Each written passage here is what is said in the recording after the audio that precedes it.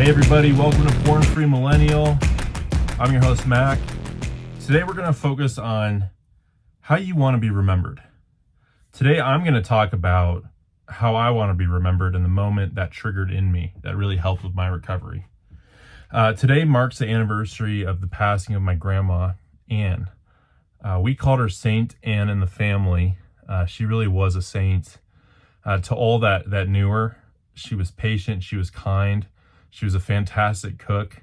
She invited, her and my grandpa invited anybody into their house for a warm meal and some stories. Now, where she got her name St. Anne's, probably because she had to deal with my grandpa a lot and she was very patient. My grandpa, bless his heart, was quite the character. He was in the Navy. He liked to drink and tell stories.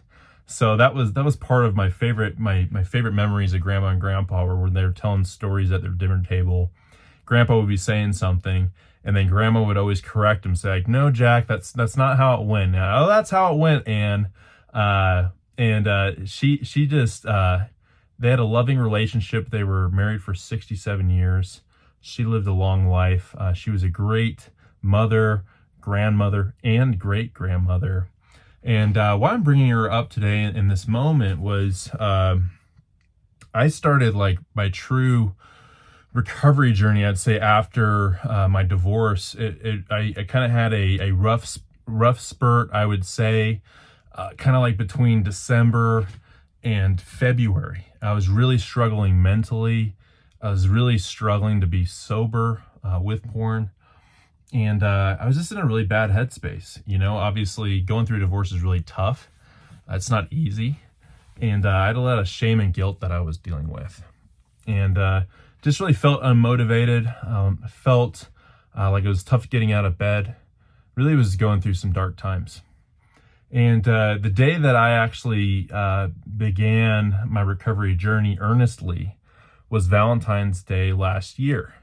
That's when I was working with my coach, Vern Tomke, who I brought up a few times on this podcast. He's the host of Finding Traction, also runs groups. He's a great guy and my mentor.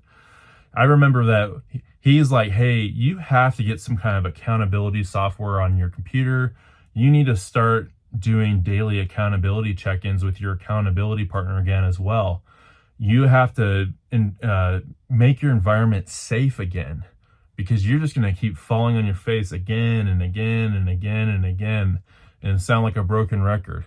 Raise your hand if you've ever felt that way with porn. You quit for a bit, you get back into it. It's just the worst. So on February 14th, I remember, or I think it was the 13th, I remember that night, I went ahead and I downloaded the software called Accountable to You.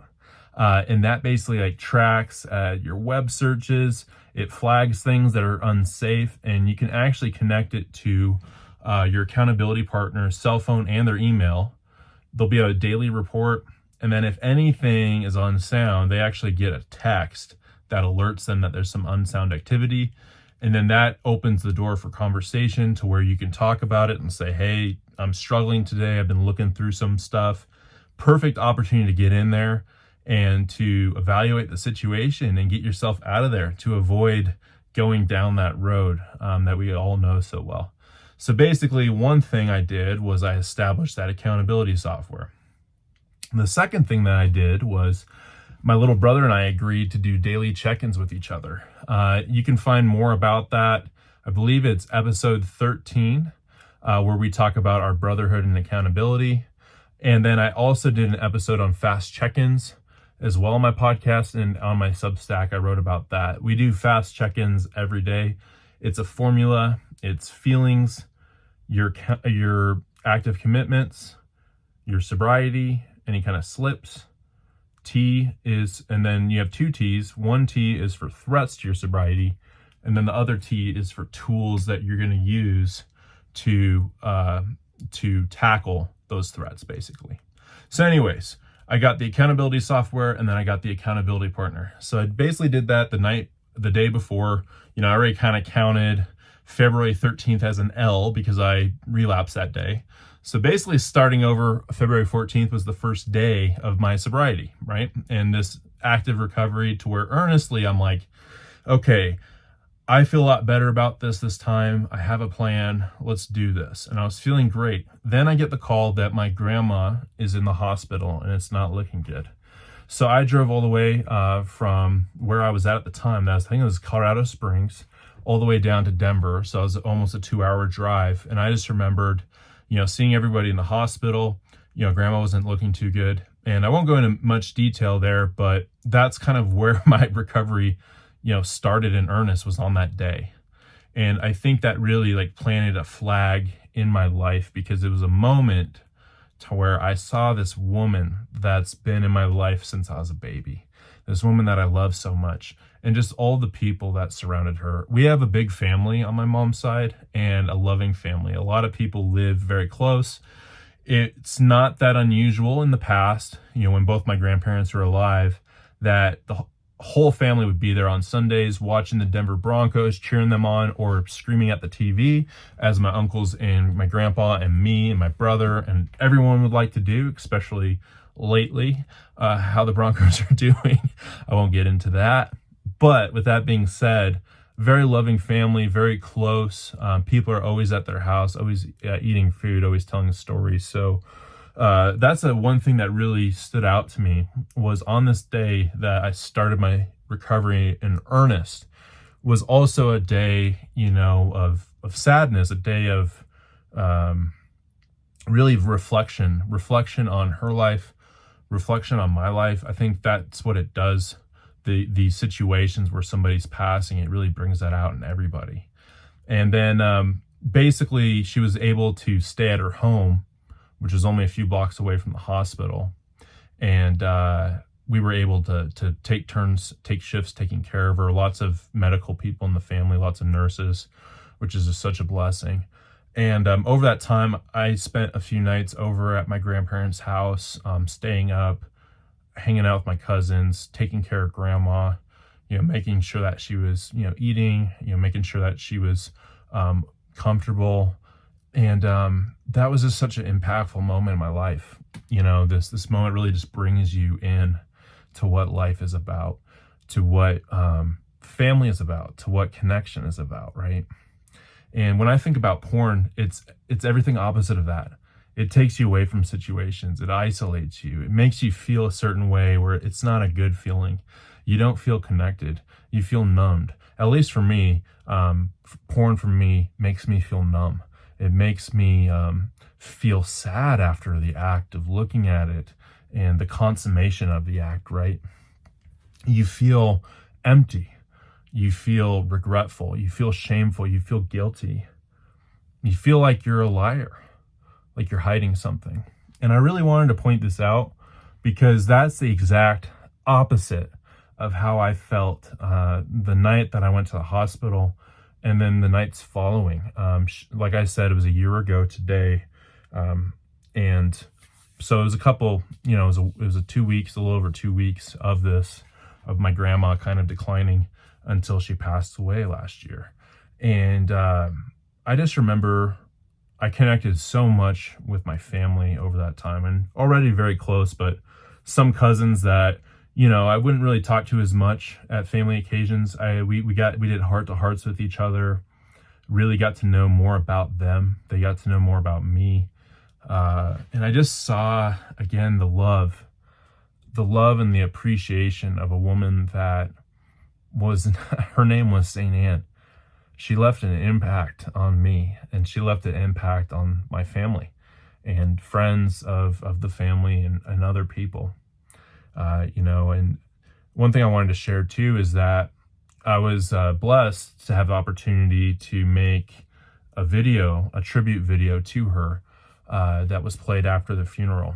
And I think this opportunity came up because when my grandpa passed, that was a few months before, I volunteered to make a video, and it was a beautiful experience. And so I volunteered again to do my grandma's video. And something about that process just really ignited something within me. So like I said, the hospital and then leading up to her passing were very important moments, moments of growth, moments of love, moments of sadness, moments of just reflection. You reflect on your life, right? And then my grandma passes, and then we have the funeral. And prepping for that, I'm making this video, right? And part of the video is we went through books and books, photo books, taking pictures, uploading them to the cloud, getting them all together. And then I started to pick like periods of her life, matching up music to that and lining up all the photos. And these moments that it took kind of making this video, they were just so religious and spiritual. You're in the moment, you're zoned in, you're so focused, you're like in your flow state because you care about her, you care about her legacy, and you also care about your family, and you want your family to love and cherish this tribute to her, right? So I'm making these videos, and all I see is my grandma smiling around people that are also smiling, holding babies, holding hands with my grandpa throughout the decades, right? This saint of a person. And it just hit me so hard. It was really just, how do you want to be remembered, Mac? How do you want to be remembered in your life? Do you want to be defined, by this porn addiction? Do you want to be defined by this divorce? Or do you want to be defined by actually making a difference, standing up for something, standing up for people that are also struggling, and linking arms with them to help them? And that's the legacy that I hope that I leave in this world, is to help others out, to help others by sharing my story, by talking to other people that can also share their story. Because one thing's for certain, porn thrives in the darkness. It thrives in isolation. It's going to thrive on you if you're suffering in silence. It's going to feed on you like a vampire. And I know this because it's fed on me many times, and I'm done with it. So that's really like how I want to be remembered. And there's other things in life as well, right? But this is a huge passion of mine. I want to be remembered as somebody that made an impact. I am quite motivated and inspired by my grandma's life. And this is really why I wanted to bring this up today. I want to ask you, what inspires you? Are there moments that have inspired you in your recovery journey? Are you still looking for that inspiration? Because one thing that's incredibly important with this, right, is typically like when I talk to guys or when I work with other guys that have a problematic, relationship with porn, typically they, and I in the past too, seek out help because of something negative, because of something that, maybe, and I'll just share from my personal experience, at first it was really like, well, I'm doing this because I kind of have to, so I can save my relationship. If you're going in that way, you're going to fail. It's not the right way to go into it. You have to go into it for you. You have to be the solution for you in order to fix your problem with porn. That's how it works. You don't go in to say, I'm going to fix this by reading this or by just listening to this because somebody's telling me to, or because I'm doing this for this person. You have to do it for you. And you have to listen to this and you have to apply it to your life. And where I want you to start, if you're starting over, or if you're struggling with this, or if you're doing well, this might just be a good reminder, but you got to start with like, what's your why? Like, why are you doing this? Why are you pursuing this journey for yourself? I really want you to think about that and maybe frame it in this way. And this might be helpful for you. Frame it in the way of, how do I want to be remembered? What is my legacy going to look like? Because I think the difficult thing is when we're struggling with porn, we're kind of living this double life. And at the end of the day, at some point in your life, it's going to catch up to you. This shadow self, this double life, it's going to catch up, and it's not going to catch up at the right time. And there's never a right time. It's always going to be the wrong time, and it's not going to be pretty. So what you need to do is address that now. And the best way to address it is to really think about, why am I doing this for me? How do I want to be remembered? And I'll kind of just leave it right here to end. I think for me, like with my grandma and this passing, obviously a loss is incredibly sad. I think I've shared in the podcast before, I'm Christian. So I believe that my grandma's in heaven. So, to that effect, there was sadness, of course, but there was also joy that she was going to a better place and to be reunited with my grandpa. And, I think for me, and this is where I want to end this, it doesn't always have to be this negative rock bottom moment. It can be, for sure. Like, that's kind of what got me going initially into recovery. That's what got me listening to podcasts like Porn Free Radio, like Finding Traction, to really get me thinking about things and getting it started. So I'm not discounting rock bottom moments, because we've probably all gone through those and those serve a purpose. But I also want you to think about, what are positive moments in your life, maybe where you felt that God was touching you and telling you something.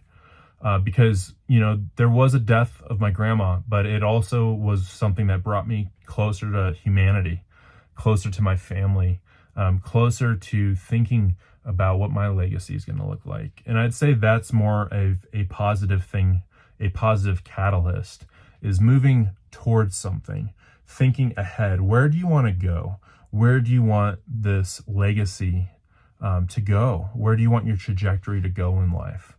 And I think, and we'll talk about this probably on another podcast, but it's when you're thinking about being successful with recovery, it's not about quitting porn. It's about moving towards something in life, moving towards something that's positive, that's going to be beneficial for you, beneficial for others in your life. But that jumping point, that leaping pad, doesn't have to be rock bottom. And that's something that I couldn't connect the dots on before it happened. I had to do it the hard way. Why I'm sharing this with you is, see if there's some positive platforms that you can leap off of to get to that next level. And ask yourself again this final question: how do you want to be remembered? Hey, well, really appreciate you listening and watching today. I just wanted to mention, I do have a Substack account, and I just started a publication on Medium, which is a different writing platform. So my Substack is Porn Free Millennial. I do send out every Monday, Wednesday, and Friday great short articles that are going to help you in recovery. Mondays, what I call them, I say we. Mondays is Momentum Mondays, to build momentum for your week. Wednesdays are Wisdom Wednesdays, so it's a little bit longer of a read. Normally they're not anywhere over 5 minutes. That's sharing some wisdom. So maybe that's a quote from someone famous or something I learned from somebody along the way. And then Friday, I have been calling them Porn Free Tips for the Weekend. I'm going to change that. So this coming Friday, they're going to be called Freedom Fridays. And Freedom Fridays are really going to set the tone for your weekend so that you have a porn-free weekend. Because nothing sucks more than like having maybe a good weekend to where you're with friends, or you had a great time with your wife or your girlfriend, and then Sunday night you watch porn. It kind of like ruins the whole thing. One fact that I learned, and that I have learned, is that the highest like porn use, I think, in the world is on Sunday nights. And Sunday, of course, is the Lord's day for anyone that believes in God. And it's just like mind-boggling. It's not surprising, I guess, but it's just sad that Sundays are the day where people look at the most porn. Don't be that person. I'm not going to be that person. Let's do this together. Let's have a porn-free weekend.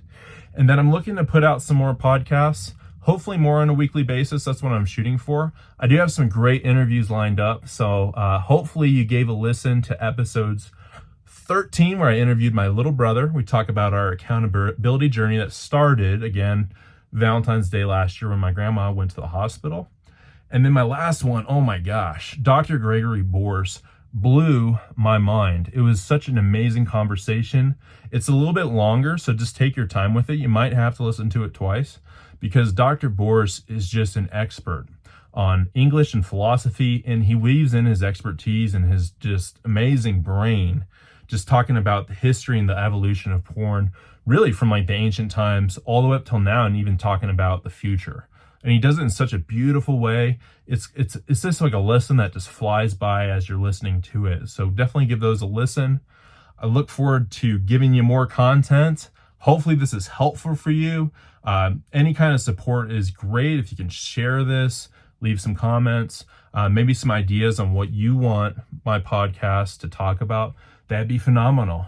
So like always, team, have a great day, have a great night, and keep fighting the good fight. See ya.